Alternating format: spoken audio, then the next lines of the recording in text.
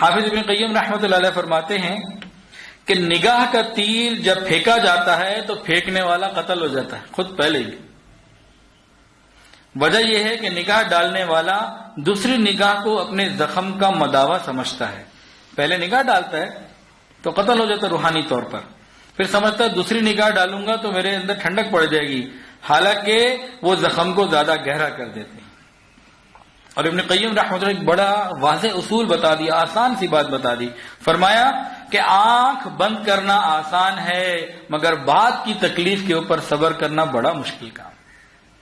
پہلے ہی انسان آنکھ کو بند کر لے اور نامحرم کو نہ دیکھے یہ آسان ہے، لیکن آنکھ بے قابو ہو گئی اور شرمگاہ کے اندر انتشار پیدا ہو گیا۔ اب یہ جو بھی ہے، اگر مال ہے اس کے پاس تو مال خرچ کر کے خواہش کو پورا کرے گا، اگر مال نہیں ہے، غریب ہے تو یہ چوری کرے گا، ملازمت کرتا ہے تو مالک کے حق میں چوری کرے گا، ڈاکہ ڈالے گا، کہیں سے کر کے اپنی اس خواہش کو پورا کرے گا، تو کرمنل بھی بنے گا، دنیا کا بھی مجرم بنا، آخرت کا بھی مجرم بنا۔ اور جو نگاہوں کو جھکا لے گا وہ اللہ کے ہاں بھی قبول ہوگا اور دنیا کے اندر بھی پھر حرام محبتیں نہیں کرے گا۔ یہ جو حرام محبتیں کرتے ہیں، میرے پاس ایک نوجوان آیا، مجبور اتنا تھا، کہہ رہے تھے کہ حضرت میرے پاس گنجائش نہیں ہے، ہاتھ میں مقروض بھی ہوں، اس نے قرضہ بتایا اتنا قرض ہے، لیکن اس کا کہیں تعلق ہو گیا، اس کے لیے وہ بڑے بڑے ہوٹل کے اس نے نام لیے، اتنے بڑے بڑے مجھے پرچے لکھ کے دیے کہ کیا کیا وہ حرکتیں کرتا رہا۔ 2.5 سال اس کی شادی رہی، 2.5 سال کے بعد اس نے طلاق بھی دے دی۔ ان 2.5 سالوں میں اور رشتہ داروں میں کی، نہ لڑکی کے ماں باپ کو پتا نہ لڑکے کے ماں باپ کو پتا، اور ہمارے لاہور کے بڑے بڑے ہوٹلوں میں جا کے وہ کرائے پہ کمرے لے کے اس کے ساتھ وقت گزارتا رہا، اور بندہ وہ ہے جس کے پاس گھر میں کھانے کو کچھ نہیں، کہاں سے کیا ہوگا؟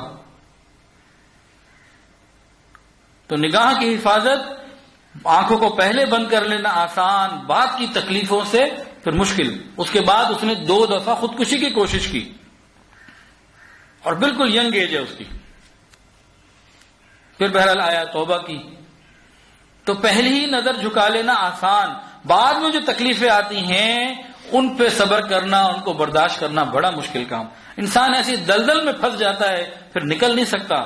اور ایک بات یاد رکھیے گا، جو دلدل میں پھنستا ہے نا وہ خود نہیں نکل سکتا، اصول کی بات ہے، اس کو کوئی نکالنے والا چاہیے۔